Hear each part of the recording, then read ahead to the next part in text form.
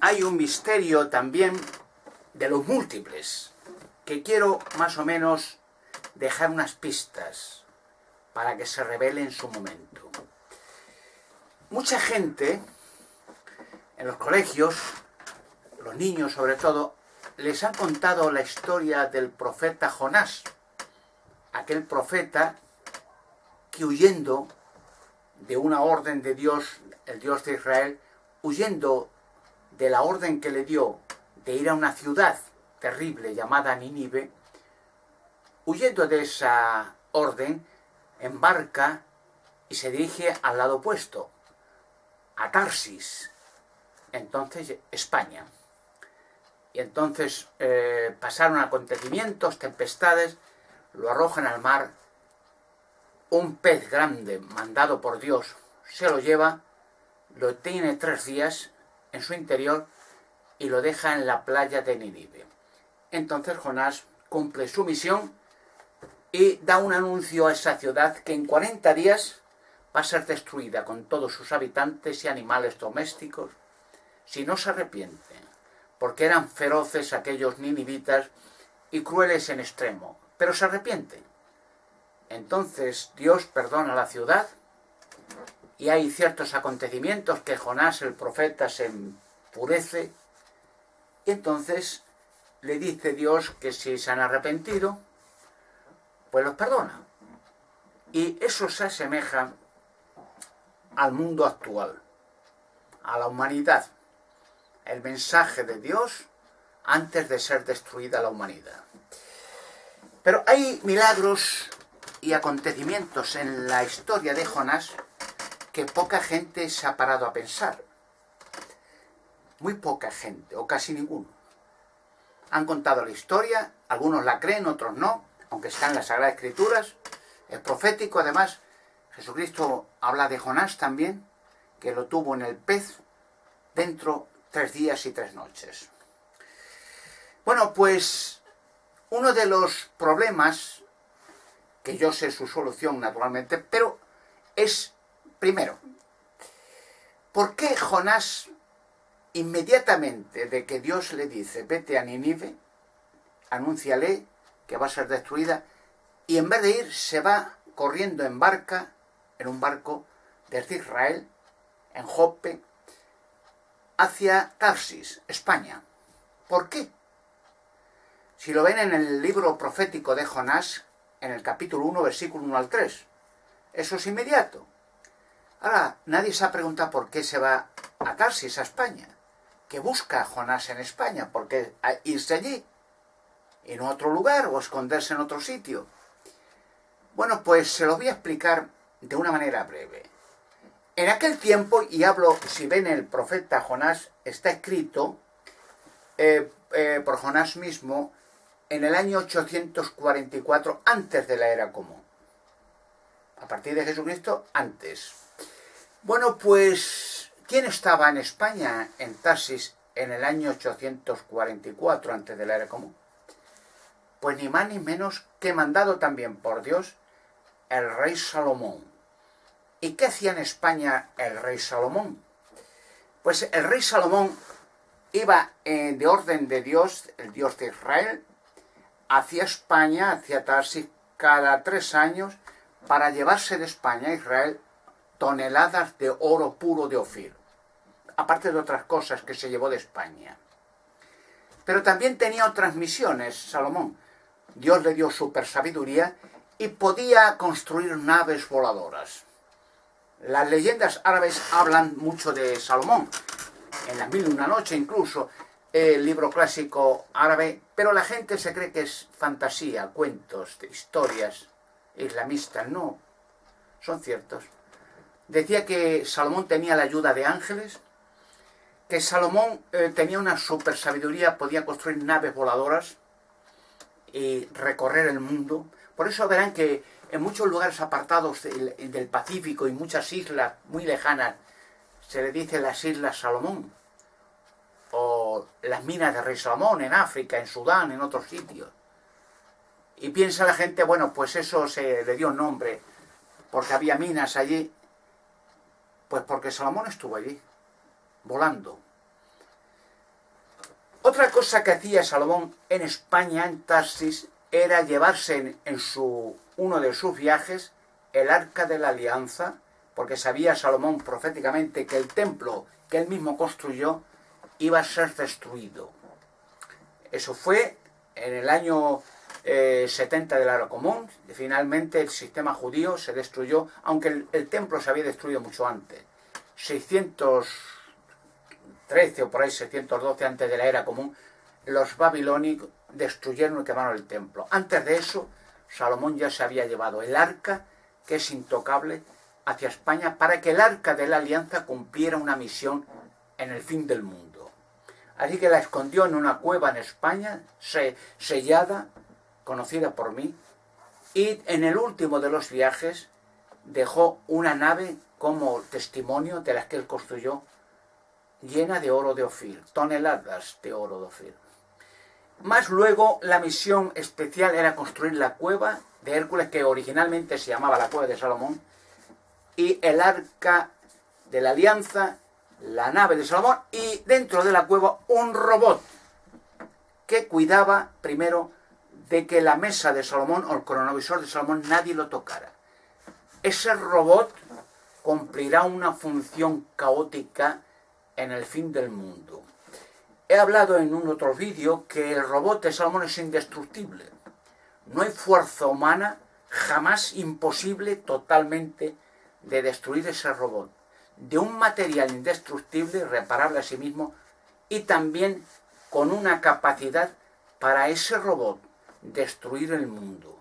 Como las películas que se han hecho en Hollywood, copiadas de esto precisamente, ya que Hollywood me copia muchas veces, está pendiente, incluso la CIA norteamericana, el CNI español, de mis revelaciones, y luego hacen películas, porque los topos de la CIA norteamericana venden a Hollywood ideas que no han pensado ellos podían ser posibles, y realizan películas con las ideas que voy soltando. Por eso en varias versiones se soltó mucho una película, El Enigma o Ultimátum a la Tierra o algo así, que se han hecho varias versiones últimamente. Y en esta versión hay un robot indestructible que puede destruir el planeta. Y ese robot imposible de destruir ni con bombas de hidrógeno. Hay una película muy antigua, también igual que la primera original de Ultimátum a la Tierra, de la misma época, La Guerra de los Mundos, creo que se titulaba así.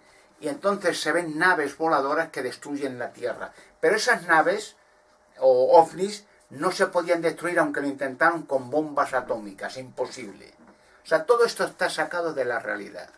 Y ese robot está pendiente en la cueva de Hércules, que solamente obedece el mandato de personas escogidas.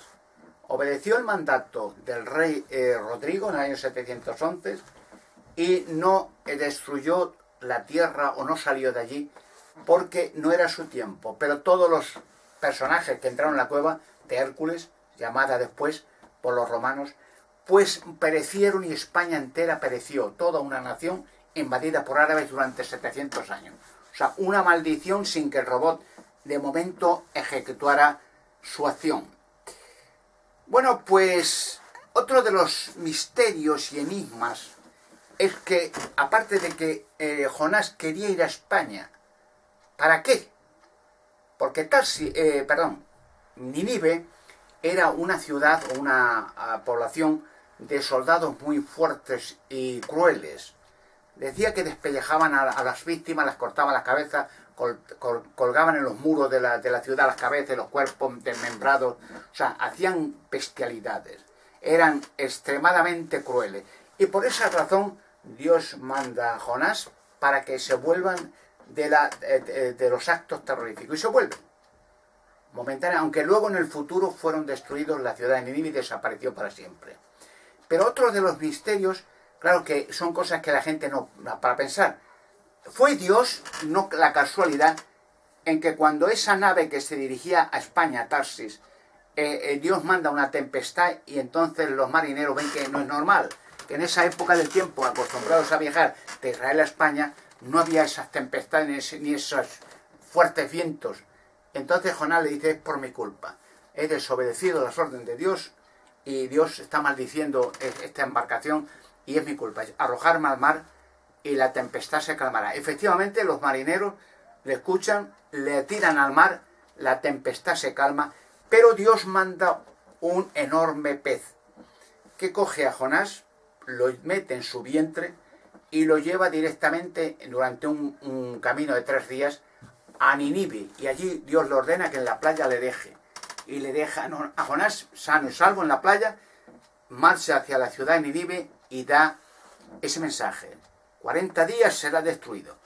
Entonces Jonás espera desde una cima de una montaña ver la destrucción. Pero los ninivitas se arrepienten, desde el rey para abajo todos. Y hasta los animales domésticos iban a ser destruidos. Y entonces se visten con andrajos, tela de saco se llamaba, y entonces Dios perdona. Y Jonás se enfurece y dice que se sentó Dios para que se calmara, le hace crecer una calabaza gigantesca y unas hojas para que le viera, desde la cima de una montaña le diera sombra. Pero al enfurecerse, Dios manda un gusano y hace que pique la calabaza y se seque. Y entonces Jonás le dice a Dios, si tú te has sentido mal porque la calabaza se ha secado, cuánto más no te puedes sentar por 40.000 personas que hay allí que no saben ni dónde tienen su mano derecha e izquierda. Si yo les he perdonado, está bien. Y Jonás vuelve tranquilo hacia Israel y punto. Pero yo conozco, y un día se lo mostraré, cuando hablen los medios de comunicación y pueda enseñar los gigantes entre rocas y muchas cosas más, y la cueva de Hércules, donde está unas filmaciones o unas pinturas antiquísimas, donde se ve a Jonás y el pez, y Jonás dentro. Y le enseñaré muchas cosas más. ¿Qué pez era ese? ¿Qué clase de pez especial? Y muchas cosas más. Y también, ¿qué hacía Salomón? ¿Y por qué Jonás se dirigió hacia Tarsis, en España en ese tiempo? ¿Para qué? Para pedir a Salomón, con la sabiduría y las naves voladoras que tuviera, él la ayuda necesaria para volar a Nínive y destruir las ciudades. El problema estaba en que Jonás no confiaba en el poder de Dios para destruir o curar, sino más bien se dirigió Jonás a la ayuda de un rey con unas naves, con una forma táctica militar, desconfiando del poder de Dios para destruir ciudades a su voluntad, como hizo con Sodoma y Gomorra y varias ciudades más en la antigüedad, por ser homosexuales, sádicos y quemar, sacrificar a los niños, como hace comúnmente la Iglesia Católica y el Vaticano. La continuidad de las religiones cananeas, satánicas, el catolicismo hasta el día actual. Así aquellas ciudades fueron quemadas por fuego. En su día explicaré y enseñaré dónde está el Arca de la Alianza, dónde está la cueva de Hércules, la mesa de Salomón y el cronovisor, el robot de Salomón, que se pondrá en marcha en su momento.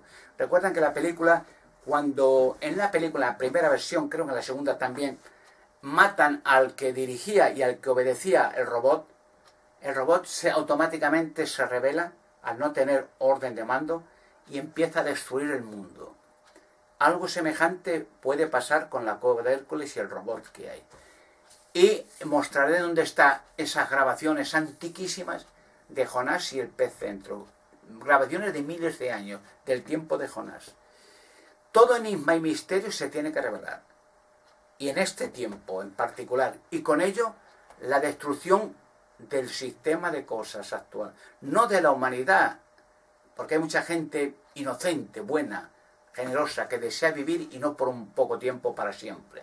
La generación perversa, la gentuza, los sádicos, los satanistas, el catolicismo, hablo del clero, y el Vaticano, Babilonia la Grande, que es la culpable de las matanzas más agresivas de la tierra, robos y sacrificios de niños. El 90% de niños desaparecidos a cuenta del Vaticano y la Iglesia Católica. Y hablo del clero, claro. Y el sistema fanático religioso causante ya de casi una guerra mundial. Todo esto está preparado para ahora. Y aunque hay una fuerte oposición a que yo hable en los medios de comunicación y enseñe los gigantes que metieron estos extraterrestres en la roca, lo hablaré. No hay fuerza humana que que lo pueda impedir. Igual que no hay fuerza humana que pueda destruir al robot de la cueva de Hércules, que obedecerá mis órdenes también, no hay fuerza humana que me impida que yo hable en los medios de comunicación y revele todos estos misterios. Guerrilleros de Alberto Canosa, ánimo que estamos ya en las puertas del gran momento crucial. El fin del mundo, no de la humanidad, del mundo que tanto daño ha hecho a la humanidad.